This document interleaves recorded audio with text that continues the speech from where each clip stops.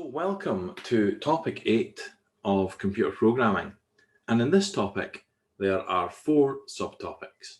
And those 4 subtopics are sorting, searching, higher order procedures, and how to make a simple select menu.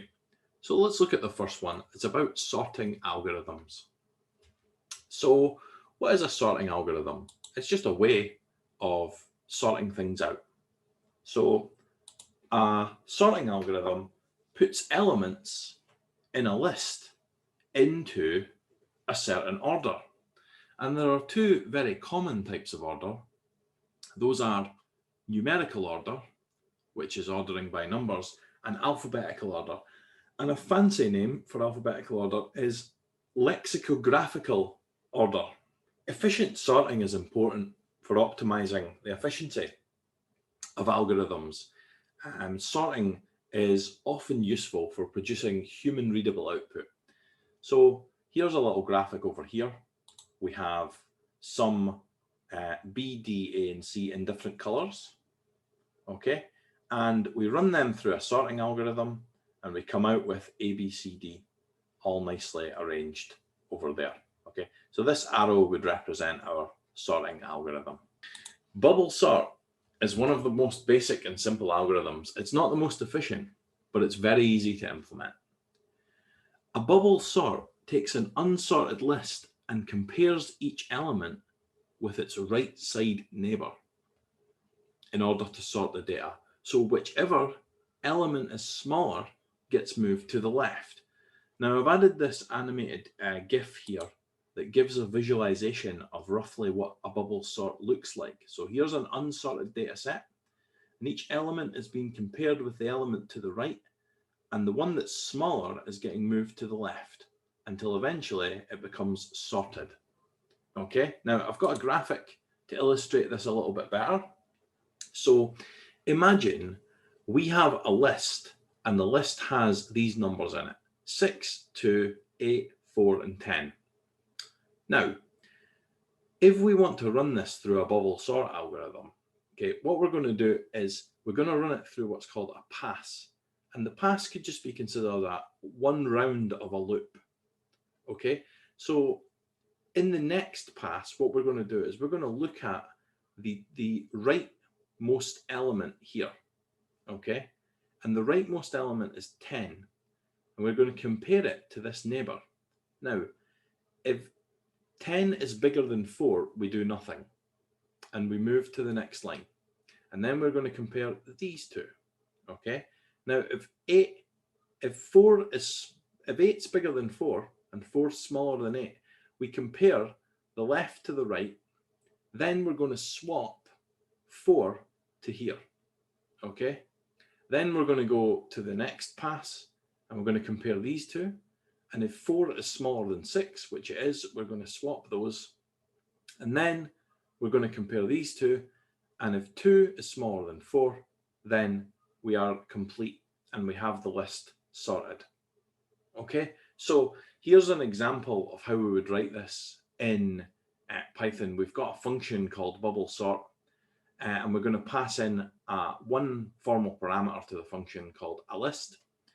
And then we're going to go through the list, starting with the end element, and then we're going to compare these to see which one's bigger, and we're going to swap the values around and return the list. And we can pass in a list as an argument to this bubble sort, and it will be swapped with this parameter here for a list. Okay, so that's the implementation there. The next sorting algorithm is called insertion sort. Now, insertion sort iterates. Okay, so it goes over things one at a time, consuming one input element and grows a sorted output list. So it's best to explain this with with this graphic to illustrate it. So what we've done is we've got 2 here, okay, and we're going along and comparing each of the items in the list. So we take 4, we lift it up, we check, is 4 smaller than 8? Yes. Is 4 smaller than 7? Yes. Is 4 smaller than 6? Yes. Is 4 smaller than 5? Yes. But is it smaller than 3? No. So we put it in there. Okay, so imagine this is our unsorted set. We're going to take the first item, look at the second item, lift it up, and swap over like this. Okay, then we're going to go to this item, lift it up, okay, and place that here because it's smaller. Then we're going to go to the next item, lift it up, okay, and we can place that next to 3. Then we're going to go to the next item, lift it up, compare it to this one, and then that 7 gets inserted in there. Okay, so that's an insertion sort. Each iteration, insertion sort removes one element from the data and finds the location where it's belonged, and then it inserts it into the position. So we can see that this is about to be finished in a minute. We pull out number 4 and we'll go along and check that number 4 should be in this position, and in it goes. So that's insertion sort. The next sorting algorithm is called merge sort. Now, merge sort divides an array into equal parts, as we can see up here. Okay, then what it does is it takes the first 2 elements and compares them. Then it takes the next 2 elements and compares those. And it repeats. And it repeats again. Now, the next part, so what we've done is merged these together in pairs. The next thing we're going to do is compare these 2 pairs and merge them together. So there we have this merged, and then we're going to do the same with this group of numbers over here. And then finally, we're going to compare these 2 with each other and merge them together. Now, we divide these into like sub-arrays, okay? A sub-array is just a group, a half group, okay?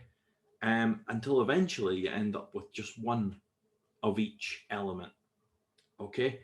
Now, then you sort those, okay? And you just keep merging the groups together until you have something sorted. Okay, the final sorting algorithm we need to know about is called quicksort. Now, quicksort is sometimes called partition exchange, okay? And it was developed by a British computer scientist in the 1960s. Now, it can be about 2 or 3 times faster than merge sort, and it's a divide and conquer algorithm. And it works by selecting a pivot element from the array, and then it partitions the elements into 2 subarrays according to whether they are less or more than the pivot element.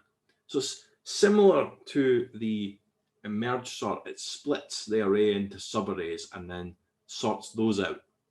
Okay, now here's a graphic illustrating how quicksort works. And we can see that this pivot element is being compared to them all. So if we look at it when the array is unsorted, we have something like this. Okay, then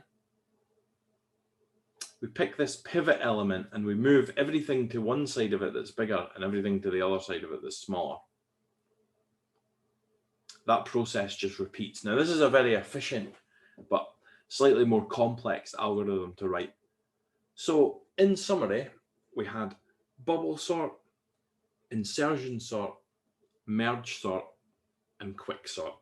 Now, we don't need to know how to write these algorithms from memory, but what we do need to know is that bubble sort is the simplest, and it's not very efficient for big data sets, and quicksort is a divide and conquer algorithm, and it's a very fast algorithm compared to the other ones.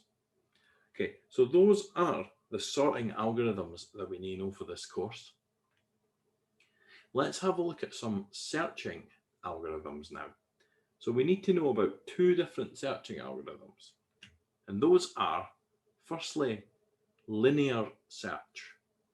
Now, linear search sounds a lot more complicated than it actually is, okay? So In a linear search, when we want to find a number or an item in a list, we start with the leftmost element, and one by one, we compare with each other element until we find a match. Okay? Now, if X matches, we return the index value. And this is actually quite a complicated way to write this. It's much easier if I illustrate this with you in terms of a game. So if you think of a game of guess the number, I'm going to tell you to guess the number between 1 and 10. Now, if you were going to use a linear search method, you would start at 1, and I would say no, and you'd say 2, and I'd say no, and you'd say 3, no, 4, no, 5, yes, 5 is correct. So it's linear in terms of you're going through a line one at a time, and you're going to start at the lowest element and work your way up. So if I said to you, can you guess a number between 1 and 100? You would say, yeah. Is it 1? No. Is it 2? No. Is it 3? No. Is it 4? That is linear search. Okay. Now, as you can imagine, if we only have 10 numbers, then linear search is okay to use. But if we're searching on a very large data set, then linear search is not the most efficient searching algorithm. So a more efficient searching algorithm is called binary search. Now, binary search has a couple of other names as well. It's sometimes called bisection search, okay, and it's sometimes called interval halving. And this is a fancy kind of graphic of what this looks like, okay? This is it illustrated kind of mathematically. Makes it look more complicated than it actually is. So just like some of the sorting algorithms, quick sort, binary search is called a divide and conquer algorithm. Okay, so again, I'll illustrate binary search to you with the guess a number between 1 and 10 method. So if I said to you, guess a number between 1 and 10, if you were using linear search, okay, you would say 1, and I'd say no. You'd say 2, I'd say no. You'd say 3, I'd say no, until you got it right. Now, if I was using binary search, okay, and I said, guess a number between 1 and 10, all right, so this here is 1, and this here is 10, all right, imagine that's 1 and that's 10. What's this? This is 5. So you what you've done is you've halved, okay, you've bisectioned, or you've split into 2 like binary, and that's why it's a divide and conquer algorithm. Okay, divide and conquer approach. So I say back to you, 5, no, that's too high. Then you say, okay, you say 2, and I say 2's too low. And then you say 3, and I say 3 is correct. So we've managed to get there by dividing the interval in half each time. Now, okay, that maybe not so obvious on a small number, but let's say we're now guessing a number between 1 and 1,000. Let's go back to the linear method, okay? Another name for linear is called exhaustive enumeration. Now, let's start off with a number between 1 and 1,000. Let's say the number I'm trying to find is 333. Okay, so to use exhaustive enumeration, we'll try and guess that. So to start off, I'll say, is it 1? No. Is it 2? No. Is it 3? No. Is it 4? No. Is it 5? No. 6? No. 7? No. 8? No. 9? No. Okay. Fast forward the tape. Is it 332? No. Is it 333? Yes, it is. Well done. So that took 333 guesses to get right. Now, let's look at an interval halving, a bisection method of finding a number between 1 and 1,000, where we secretly already know the answer is 333. Okay, so guess number 1. Is it 500? No, that's too high. Is it 250? No, that's too low. Okay, So now we have two elements, a high element and a low element. Let me just grab a calculator here so I can make this a bit easier rather than having to do it all quickly. So our first guess was 500. That was too high. Our next guess was 250. That was too low. So now we know that we're in a margin somewhere between 500 and 250. Okay, so what we're going to do is half the interval. So let's take 250 and divide it by 2, gives us 125. So let's do 500 minus 125. And then we could say that our next guess, is it 375? No, that's too high. Okay, so we know that 375 is too high. Okay, and let's do 250 is too low. Okay, so we've got this, this gap is getting smaller. Okay, so let's take away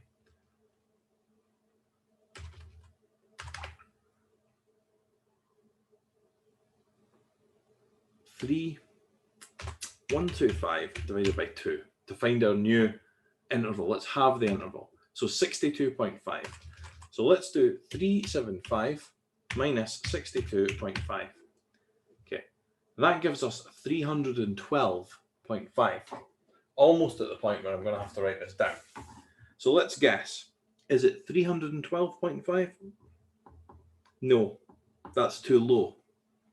Okay, so we know that 375 is too high and 312.5 is too low. Okay, so what we're going to do is let's just take 375 minus 312.5, 62.5, divide that by 2, gives us 31.25, okay, 31.25. So we know 312.5 is too low. So let's do, okay, 312.5 plus 31.25. That gives us 343.75. So I'll turn this piece of paper over. 343.75 is the new guess. Is that too high or too low? It's too high. Okay. Let's say, let's take our guess, divide it by 2, 31.25, divide it by 2, gives us 15.625. And let's take that away from 343.75. Okay, and that's going to give us 328.125. 328.125. Is 328.125 too high or too low? It's too low. So then let's take 15.625, divide it by 2. That'll give us 7.8125. Let's do, our number that was too low was 328.125 and add that on. And then we can say, is it 335.9375? And we will reply, no, that's too high. Okay, so let's do, let's get our interval. All right, so our interval would be 7.8215, divide that by 2, and that gives us 3.9075. So let's take 328.125 and add on that. Oh, look at this. That's going to give us 332.03575. And I'm going to keep repeating this, and you can see we're getting closer and closer to the target. Okay, so this is called the bisection method. And what we're doing is every time we're having the guess, getting us closer. Now, if I can maybe scroll up here, okay, you can see we've got what? 1, 2, 3, 4, 5, 6. 5 or 6 guesses, and we're already within one of our guess of our target of 330. So compared to the other method, where we do, exhaustive enumeration. We do 1, 2, 3, 4, 5, 6, 7, like that. That was going to take 333 guesses. Okay, so this one, we've only done 5 or 6 guesses there, and we're already within one of our target. So you can see that this is more efficient than the exhaustive enumeration method. Now, the SQA call these, okay, binary search for the interval halving method, and they call the other method, the exhaustive method, linear search. So if someone says to you linear search, they mean starting from the lowest number, guessing one at a time. If someone says to you binary search, they mean the interval halving method, okay? And the way to think of it is just guess a number, okay? So you've probably played the game Guess a Number before, I'm sure at some point. That's the way to think of it. Okay, so the next subtopic is higher order procedures. So what is a higher order procedure? I've put this graphic down here just because I like the look of it, because in Lab 7, we were creating a fire function, okay? So that's just a little reminder of that. There's someone sending fire, which is much more exciting than writing it in Python. So higher order. Before we think about higher order procedure, here is a graphic, and this is about higher order learning. So what is higher order then? So at a most basic level, if I were to tell you something and you were able to remember it, okay, that would be a very simple level of learning. Now, if you think about down here, okay, a cat or a dog could potentially do this. So, a dog can remember what its lead is, where to go for a walk, how to sit, stuff like that. So remembering is like a low level of learning. The next level above that's understanding, where we understand things. And then above that, we have taking things and applying them. Okay, so what we have up here, these three are what are called higher order. Okay, so we have to have these things in order to get to these things. To be able to analyze, evaluate, and create, we need to have these things down here. So how does that relate to Python? A higher order procedure is a procedure that takes a procedure as an argument or returns one as a value. Okay, so think about a function, okay, a simple function, and I've put 2 down here. Here's a square root function that takes one argument and it will return that multiplied by that. So the formal parameter x here will be returned multiplied by itself. And if we pass in 3 as an argument to this function, it will return 3 times 3.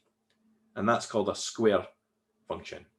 Over here, I've got a function to convert US dollars to Australian dollars. Now, at the time of writing, the exchange rate was 1.35. So if we pass in 5 to this function, it will return 5 times 1.35. Okay, so those are simple functions. So a higher order function is a function that itself will call another function. Okay, so here we have our simple square root function here. Okay, return x times x. Here is a higher order function called the sum of squares. Okay, now the sum of squares takes 2 formal parameters x and y, and it will return the square of each of them. But how does it do this square? It calls this function up here. So to try and illustrate that, okay, let me go for a yellow pencil here. So we start off calling the function sum of squares. Okay, so we're going to call this function here. And we're going to pass in 2 numbers, 2 and 3. So, excuse me, imagine 2 and 3 going in there. Right, So we're going to send these in to these positions here, 2 and 3. Now, what's going to happen is we're going to return the square of 2 and the square of 3. But how are we going to do that? We're going to then pass this, okay, up to here. And then we're going to return this times this. And we're going to do the same with this one, okay? Send that here. So quite a lot going on there. Let me just clear the writing off there. So a function that calls another function or returns another function as its answer is a higher order function. Okay.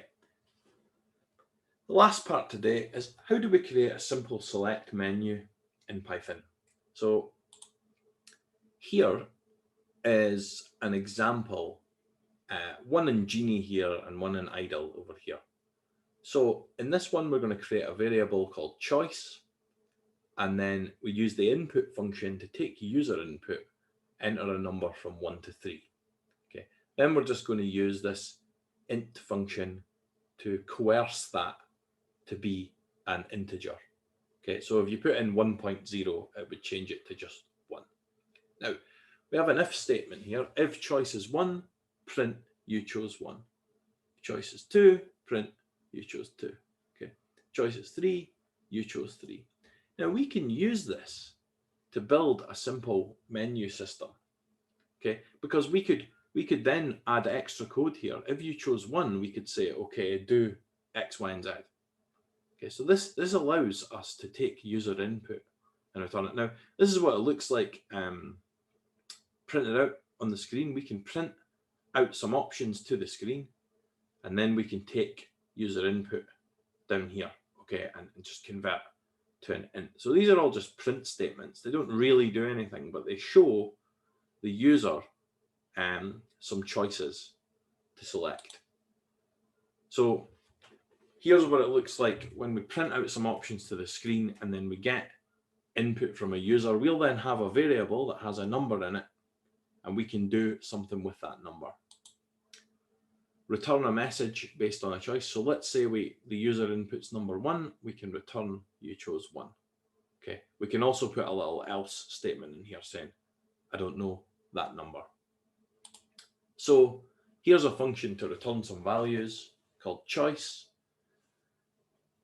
Define my menu choice, return you chose choice, and then we call the function and we send it this argument here. That argument gets substituted into here and then returns over here when the function is called.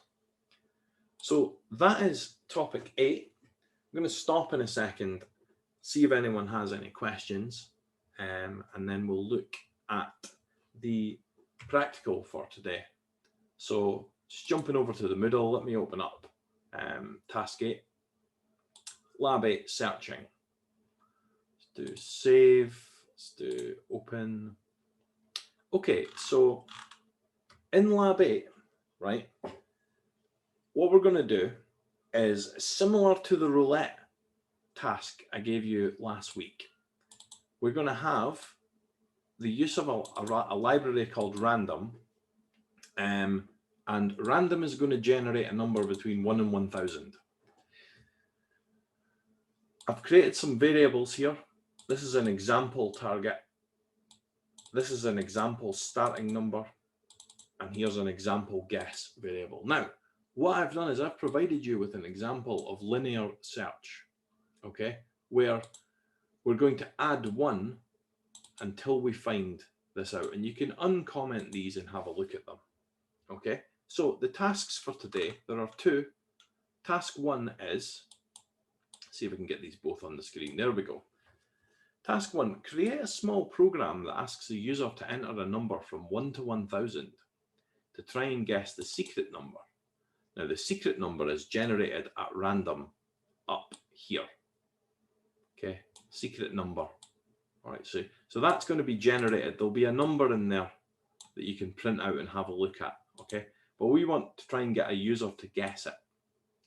So, if if the number the user inputs is too high, the program should say, this is too high, and then end. Okay? If it's too low, the program should say, this number is too low, and then end. And if the guess is right, the program should say, this is correct, and then end. Okay? So you just have to add your code to do that here. Then, down here, we're going to build on what we've done in section 1, and we're going to create a bisection example.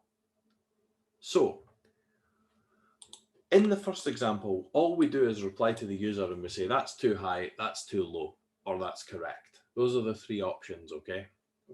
In the number between 1 and 1,000, okay? So the user would input, so guess a number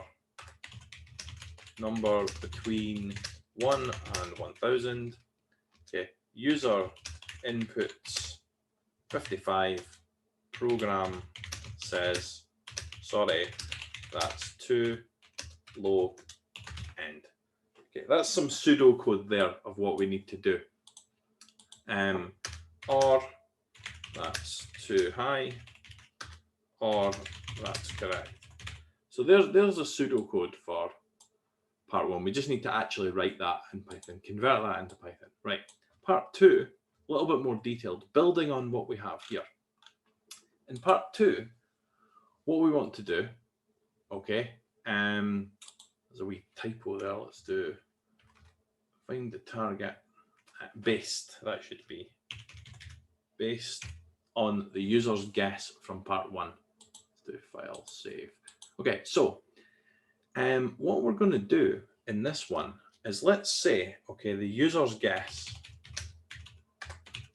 is 55. Okay, and in part 1, our program said, sorry, that's too low. Okay, we are then going to try, okay, to have the interval. So we know that 55 is too low, and we know that 1,000 is too high. Okay, so what we're going to do is divide the interval in half. Okay, so we know that 55 is too low and 1,000 is too high. Okay, half the interval, then check. Okay, if correct, stop. If not, repeat process, and print out the guess as the program runs. Okay, so that's what we're going to do for part 2 there. Okay, that's the pseudocode for it there. So that's available on the Moodle now. That's topic 8. That's the practical for this week. I'll stop the recording now and see if anyone wants to ask any questions.